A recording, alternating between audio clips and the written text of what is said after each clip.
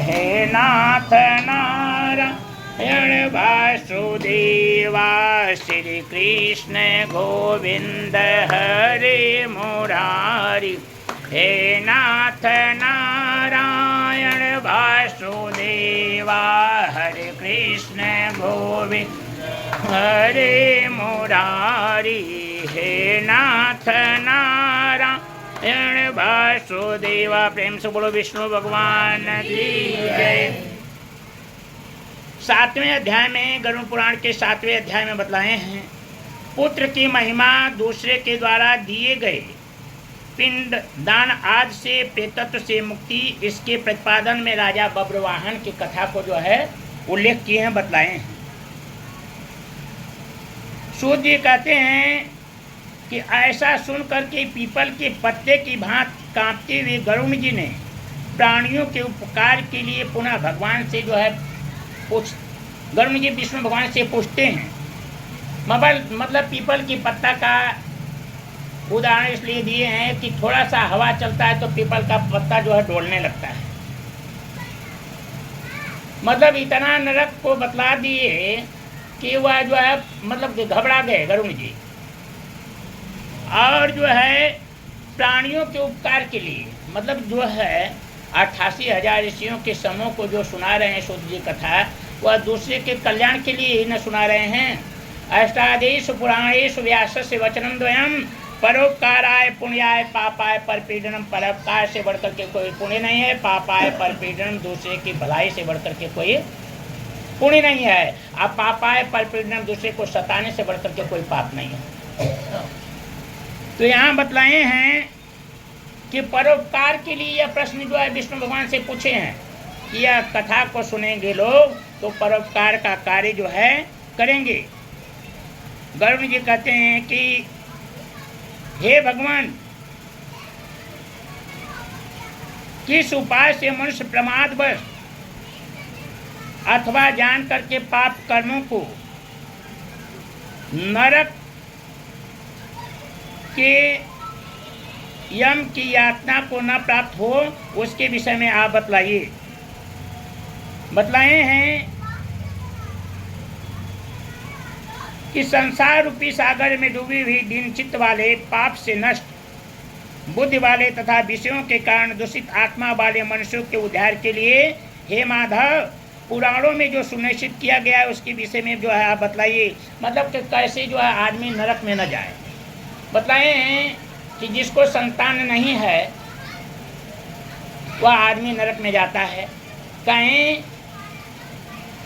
कि उसका अंत्येष्ट कर्म क्रिया करने वाला कोई नहीं रहेगा तो वह तो प्रेत योनि में ही न बना रहेगा। इसलिए पुराणों में बतलाए हैं कि संतान की उत्पत्ति जो है करना चाहिए। मान लीजिए कि संतान लिखा ही नहीं है, कोई ज्योतिष या पंडित जी बतला दिए कि आपको संतान नहीं लिखा है, तो उस पर नहीं जाना चाहिए। कहें ये बतलाएं कि हरिवंश पुराण को सुनने से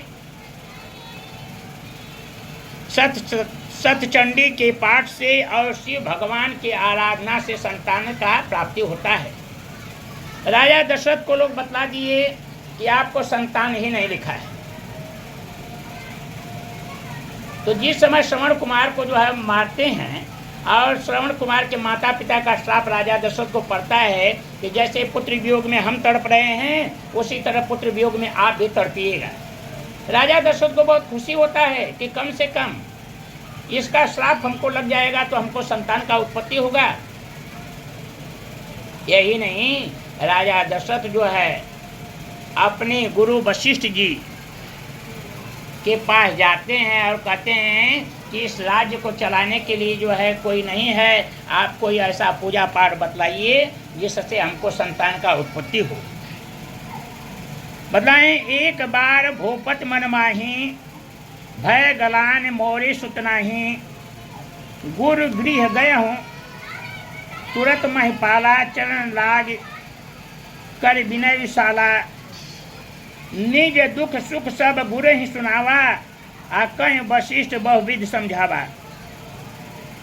गुरु वशिष्ठ जी समझाते हैं कि बहुविध समझावं धर्म धीर हुई हैं सुचारी। मतलब कहते हैं कि आप धीरज रखिए, आपको 4 संतान उत्पन्न होगा। वही यज्ञ वगैरह करवाए हैं, उसी से भगवान राम, लक्ष्मण, भरत और शत्रुघ्न का उत्पत्ति हुआ है। किसी के बता देने पर जो है ना, शांत नहीं होना चाहिए। लिखे हैं कर्मणेवाधिकार से माँ फलेश कदाचन। कर्म करने में अधिकार है, फल जो है भगवान देते हैं। अच्छा कर्म रहेगा तो अच्छा फल मिलेगा। यत्ने कृते यदि न सिद्धंति कोत्र दोष। प्रयास करने पर भी सफलता नहीं प्राप्त होता है तो देखना चाहिए कि अभी कहाँ दोष है। छोड़ नहीं देना चाहिए कि इतना पूजा पाठ कर रहे हैं, हम जो है सफल नहीं हो रहे। नहीं, लिखे हैं कि यत्ने कृते यदि न सिद्धंति कोत्र दोष। देखना चाहिए कि अभी कहाँ दोष है।